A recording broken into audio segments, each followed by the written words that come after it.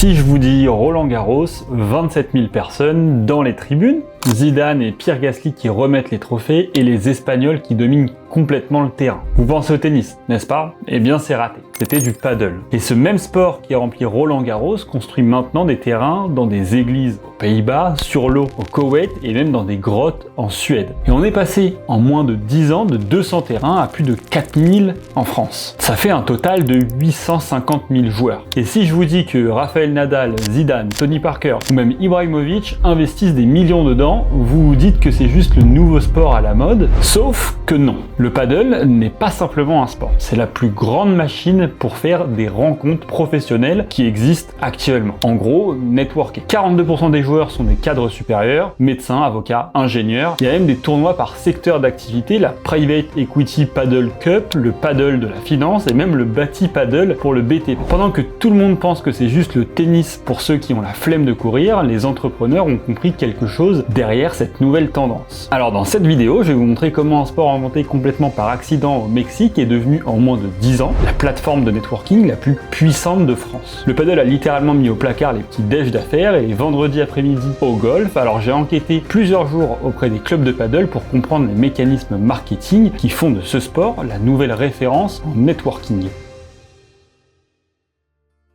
Avant de commencer, pensez à liker la vidéo, à vous abonner à la chaîne et à laisser votre avis en commentaire, ça soutient beaucoup la chaîne. Bon, on est au début des années 70. On est à Acapulco, au Mexique. Enrique Corcuera est un homme d'affaires. Il veut construire un court de tennis chez lui, sauf qu'il y a un petit problème. Il n'a pas la place. Un court de tennis, c'est assez long. C'est 24 mètres de long. Il construit alors un terrain plus court, environ de 30% plus court, soit 20 mètres au lieu de 24 mètres. Et pour éviter de perdre les balles chez ses voisins, il ajoute des murs tout autour. Par accident, il vient donc d'inventer ce qui deviendra plus tard le paddle. Et le détail qui change absolument tout comparé au tennis, c'est que les balles rebondissent donc sur les murs et elles peuvent être rejouées. On peut continuer de jouer même si elles rebondissent sur les murs. Et là, c'est la règle qui viendra amorcer toute cette effervescence autour du paddle. On y reviendra un petit peu plus tard. Le sport explose donc en Amérique du Sud et en 1982, les premières compétitions internationales se déroulent en Uruguay. L'Espagne, adepte des sports de raquettes, adopte très facilement et rapidement le paddle. Mais en France, entre 2015 et 2019, le paddle stagne. C'est un truc du Sud pour les expatriés espagnols, pour ceux qui ont une maison avec piscine à Aix-en-Provence. Bref, le foncier est trop cher, la demande trop faible, le calcul est donc vite fait, ouvrir des terrains de paddle n'est pas une mine d'or à ce moment-là. Et puis arrive la pandémie et le confinement. On est tous coupés les uns des autres, isolés, et le besoin de connexion sociale explose. Le paddle arrive alors avec 3 atouts au moment parfait. Le premier, c'est que c'est un sport extérieur, donc ok avec les restrictions du Covid. Le deuxième, c'est qu'il est convivial. On est assez proche pour parler et rire. Surtout, ça se joue à 4. Et le troisième, c'est facile à pratiquer. Pas besoin d'être un athlète pour commencer à jouer étant donné qu'il y a des murs et que la raquette est très simplifiée, on y reviendra après. Résultat, de 2019 à 2022, le nombre de terrains double. La croissance s'accentue au fur et à mesure des années et aujourd'hui, c'est 850 000 joueurs en France. Rendez-vous bien compte, c'est plus que le rugby qui compte 600 000 joueurs. Et ça, en seulement quelques années. En parallèle, des événements s'accumulent, dont l'Alpine Paris Major qui se déroule à Roland-Garros. Complexe mondialement emblématique pour les pratiquants et les fans de sports de raquettes, notamment le tennis. On y compte plus de 27 000 spectateurs avec donc Zidane et Pierre Gasly qui remettent les trophées aux gagnants du tournoi. Est-ce que vous voyez la direction que ce sport est en train de prendre? Le paddle s'installe dans des lieux réputés, invite des personnalités sportifs connus du monde entier pour remettre les trophées et pour investir. Le paddle est officiellement plus un sport de niche. Mais pendant que le nouveau sport business explose, un autre s'effondre. Et oui, je vous parle bien du golf. L'âge moyen des golfeurs est de 52 ans, chaque année ça monte et des dizaines de complexes de golf ferment partout en Europe. Pourquoi le golf meurt au même moment que le paddle triomphe? Parlons déjà du sport en lui-même. 3 à 4 heures de jeu à condition d'être à l'aise avec un club de golf. L'équipement est assez cher, à partir de quelques centaines d'euros jusqu'à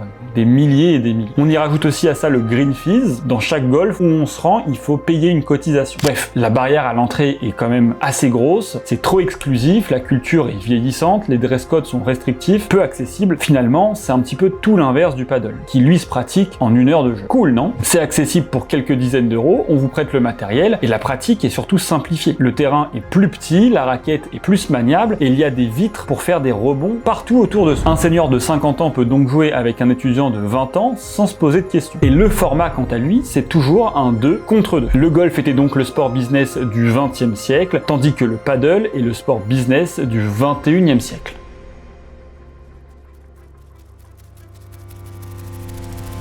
L'ampleur du padel est telle qu'on y retrouve des terrains insolites partout dans le monde. Dans des églises, dans des grottes, sur des toits suspendus dans le vide et même sur l'eau. Ou encore au pied des monuments les plus connus et même sur une mini-île gelée. Vous voyez le pattern qui s'installe? Le paddle ne s'adapte plus aux lieux disponibles, il transforme des lieux impossibles en terrains devenus iconiques. Ça implique plusieurs choses, ça donne envie de pratiquer et en plus ça crée une dissonance cognitive mémorable. Ces lieux n'ont rien à faire avec un terrain de paddle, donc on s'en rappelle et mieux encore, on a envie d'aller y jouer. Avant d'aller plus loin, expliquons rapidement les règles. Le terrain fait 20 mètres sur 10 mètres, entouré de parois vitrées de 3 mètres de hauteur. Comparé au tennis, comme je le disais tout à l'heure, c'est environ 30% plus petit. Les règles sont les suivantes. Ça se pratique toujours en double, donc 2 contre 2 personnes. Le service est en cuillère, donc sous la taille, un débutant y arrive en même pas 5 minutes. Les balles qui rebondissent sur les murs restent en jeu, c'est autorisé, c'est même stratégique. La raquette est pleine, il n'y a pas de cordage dessus, donc plus de contrôle et moins de technique pour pouvoir utiliser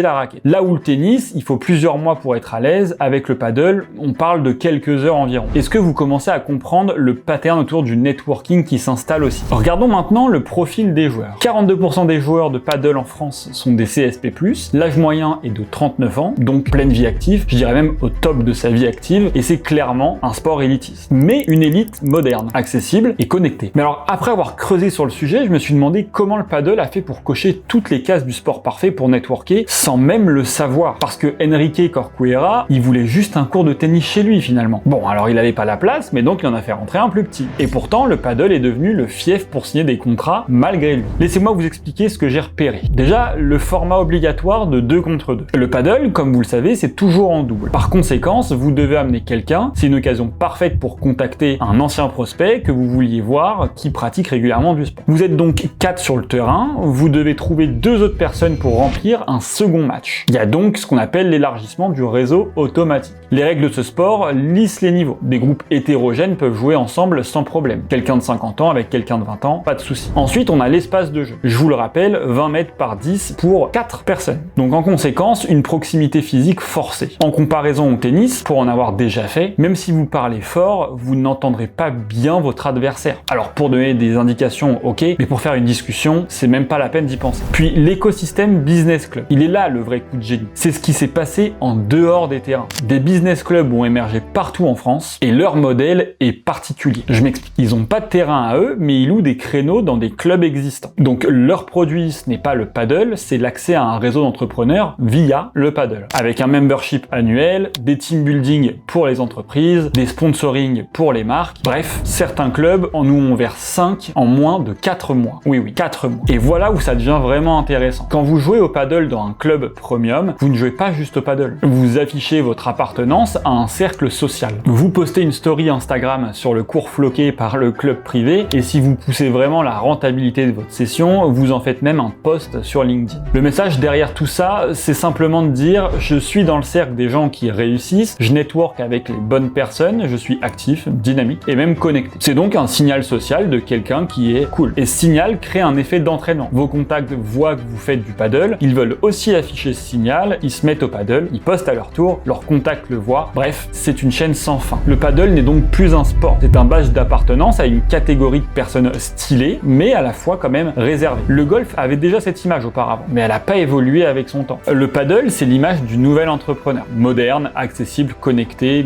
dynamique, et sur les réseaux, ça passe infiniment mieux. Le paddle n'est donc plus un sport, c'est un vivier pour networker sans avoir l'air de networker.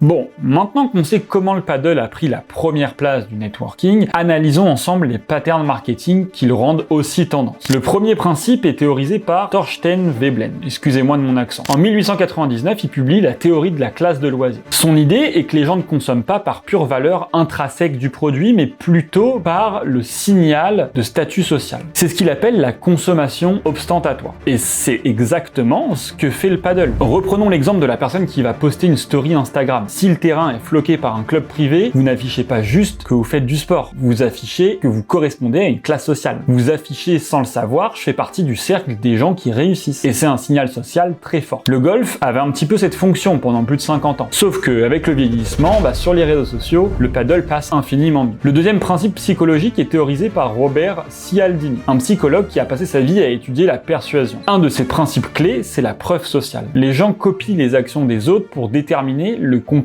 correct, surtout quand ces autres personnes leur ressemblent. C'est ce qu'il a appelé le similarity effect, ou l'effet de similarité. Vous allez comprendre. 42% des joueurs de paddle sont des CSP+, ça on le sait. Donc quand un entrepreneur voit d'autres entrepreneurs jouer au paddle, son cerveau se dit « les gens comme moi font ça, c'est donc la bonne chose à faire ». Ajoutez à ça un petit peu d'autority effect. Zidane apparaît lors des tournois, Nadal ouvre des académies, Tony Parker investit dans des clubs, ces figures d'autorité valident donc le sport et ça crée un effet d'entraînement massif. Cialdini a même prouvé que dans les hôtels, juste en ajoutant 75% des clients réutilisent leurs serviettes, on augmente le taux de réutilisation d'environ 26%. 26%, rendez-vous compte. Juste en montrant que les autres le font aussi. Alors imaginez l'effet quand ce sont des centaines d'entrepreneurs qui postent leur session de paddle chaque semaine. Bon, et le troisième principe, c'est le network effect. C'est très simple. Un produit devient plus précieux pour chaque utilisateur quand le nombre d'utilisateurs augmente. Par exemple, LinkedIn, ça n'a aucune valeur si votre réseau professionnel n'y est pas. Eh bien, le paddle, c'est exactement pareil. Plus il y a d'entrepreneurs qui y jouent, plus votre réseau professionnel s'élargit. Mais il y a encore mieux derrière ça. Le format 2 contre 2. On en parlait plusieurs fois pendant la vidéo. C'est ce qu'on appelle un viral coefficient supérieur à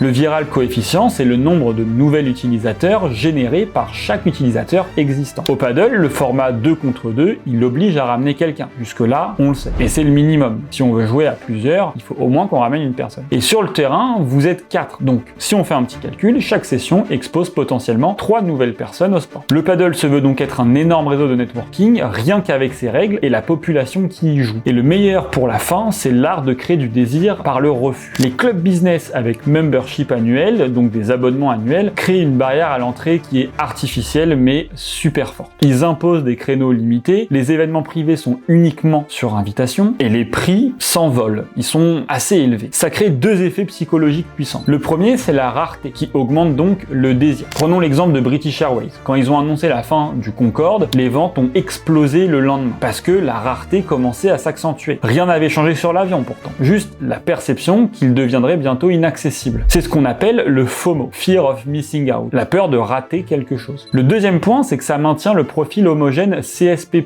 ce qui renforce le signal social, je suis dans le club des gagnants. Maintenant, je sais ce que vous vous dites. Ok, le paddle, ça a l'air cool pour networker, mais il existe plein d'autres sports tendances. Alors oui, mais pas vraiment. Prenons le golf. L'image est vieillissante, 52 ans d'âge moyen, dress code assez étriqué, les entrepreneurs et CSP+ d'aujourd'hui ne veulent plus renvoyer ce signal-là. Ok, bon alors, et le tennis? Alors, on en parlait tout à l'heure, le format 1 contre 1, c'est plus compétitif et peu, voire pas du tout collaboratif. Puis c'est plus difficile de créer du lien quand vous essayez d'écraser l'autre. Et le crossfit? Eh bien, l'image est trop fitness addict. Il a son propre jargon, faire un wood avec des burpees et du snatch. Ça exclut plus que ça n'inclut, à première vue. Donc, c'est pas non plus un bon signal pour le networking. Et enfin, il nous reste le running, qui est d'ailleurs très tendance. Alors oui, il y a des running clubs, mais vous ne pouvez pas réellement networker pendant que vous courez. Donc, pas de conversation possible, et surtout, c'est pas un sport collectif. Alors que le paddle, lui, eh bien, il coche toutes ces cases. Il est le seul à combiner accessibilité immédiate, format social obligatoire et environnement premium. Toutes les étoiles sont alignées pour en faire le nouveau quartier général des affaires. Bref, le paddle a réussi en 10 ans à devenir le numéro 1 du networking. Maintenant, vous savez pourquoi il y avait 27 000 personnes et Zidane qui remet les trophées à Roland Garros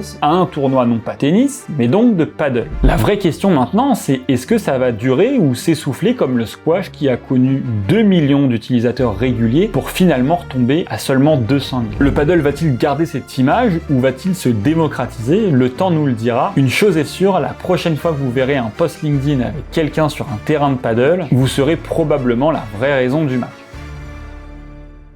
Si des joueurs de paddle ont regardé cette vidéo, je suis curieux d'avoir votre retour terrain sur ce sujet-là. Est-ce qu'il y a fréquemment des personnes qui font du networking dans les clubs? Je pense que oui, mais j'attends votre avis. En attendant, pensez à liker et à vous abonner, ça aide énormément la chaîne. C'était Willy, ciao!